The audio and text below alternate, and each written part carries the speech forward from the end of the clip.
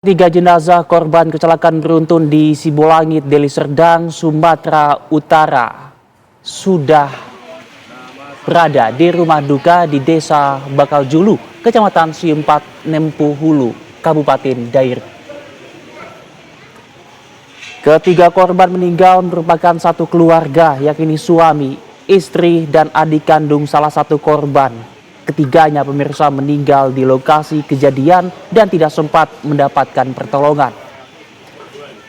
Menurut adik ipar korban, Manamba Sihombing, pada saat kejadian korban bersama keluarga hendak menuju Bandara Kuala Namu untuk mengantar anaknya berangkat kuliah ke Provinsi Jambi.